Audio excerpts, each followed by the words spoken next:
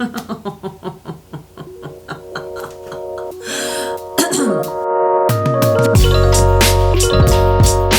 back, visionaries, to my channel. If you are new here, please remember to subscribe to my channel by smashing that subscribe button, pounding that like button.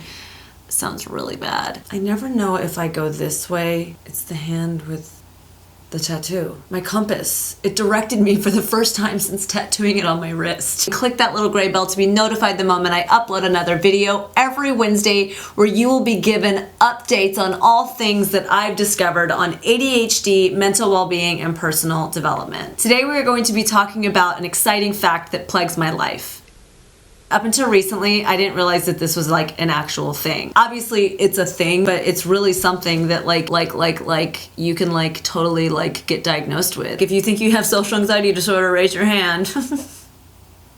Now, I started researching this and looking into it because I just had this little inkling in my heart that social anxiety had something to do with or was closely related to ADHD. Anxiety disorders are the most common mental disorders in the United States. I don't know how that's compares to the rest of the world. Social anxiety disorder affects nearly 15 million people in the United States. I was curious about how many people that also have ADHD have a social anxiety disorder, and I was struggling to find the exact statistics. Nearly half of adults with ADHD also have some sort of anxiety disorder, with social anxiety disorder being the most common disorder of the anxiety disorders within the disorder of having ADHD and having an anxiety disorder, just to clarify.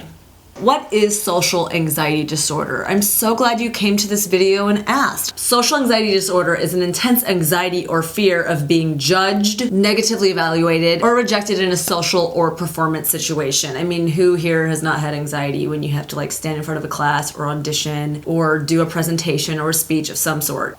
Can I get an amen? People with social anxiety disorder, and I feel like I definitely relate to this one, may worry about acting or coming off or appearing as if they are anxious, like blushing or messing up talking, fumbling over your words. And it's kind of like a double-edged sword, because it's like your anxiety is there because you don't want people to know you have anxiety, so then therefore it's obvious you have anxiety, so then you're socially awkward as all get out.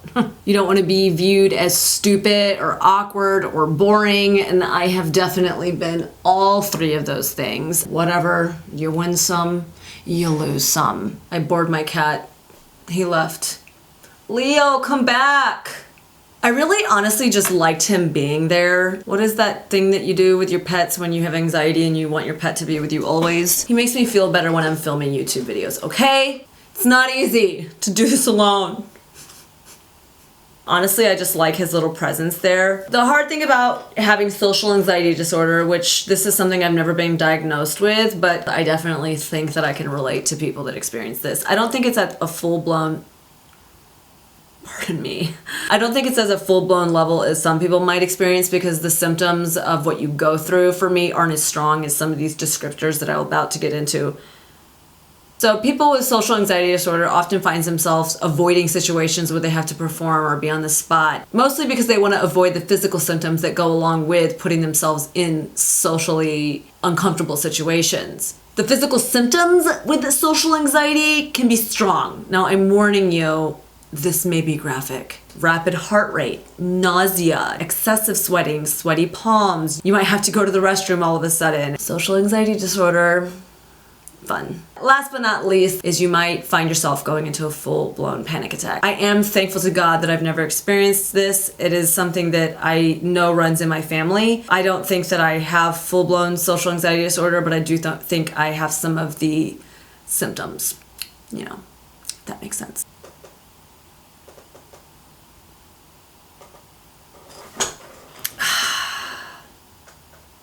You just gotta know when to go hunting. You just gotta know. He came back.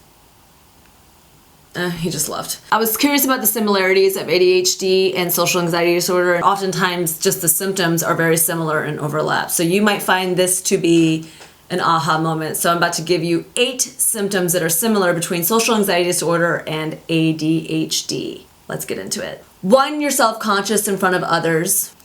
2, you worry about others' critiques and judgments of you. Don't we all? 3, you stress out for major events way before the day of. And I feel like this one to me, I was like, everybody does that. But the level of stress is to such a high level that it is above and beyond the level of stress needed before a major event. Let's just put it that way. We're all human, right? 4 is you avoid social interactions or you are very uncomfortable if in a social situation. 5, this is something that I totally do, is I keep the conversation brief. I do this because I don't want to say the wrong thing, because I don't want to forget someone's name, because I don't want to have anxiety about not knowing how to come off like I got stitched together. I also keep it brief because I don't want people asking personal questions about me. I just don't want to have to answer what I'm going to do later tonight. I do not have the hippest of social lives because there's things I want to get done, which leads beautifully into number 6. We have a hard time making and keeping friends. And that is something I am completely guilty of, but not fully, because I have some amazing long-term, lifelong friends that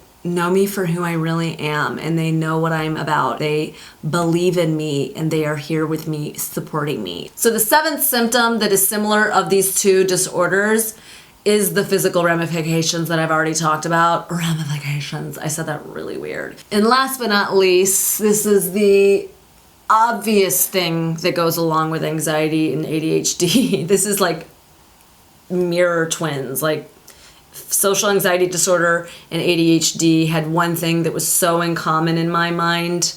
It is trouble talking with others. I should have seen you coming. He came back. I'm not a specialist in social anxiety disorder or ADHD. I'm just sharing with you my experience and the things that resonate with me that might resonate with you. If you think you have social anxiety disorder and or ADHD, I recommend you seek a diagnosis so they can better assist you in your treatment, so you can better your life, so you can then better the lives of those around you, because as we start filling our cup up, we can start giving other people the water that is overflowing within us, if you know what I mean. Thank you so much, everybody, for watching this video. Leo thanks you as well. If you have any comments, questions, concerns, or thoughts, leave them in the comment section below. Again, remember to subscribe to my channel and click the little gray bell right down there to be notified the moment I upload another video every Wednesday. And all of you lovely visionaries, please do me the biggest favor. Know that you are so valued and have a wonderful week.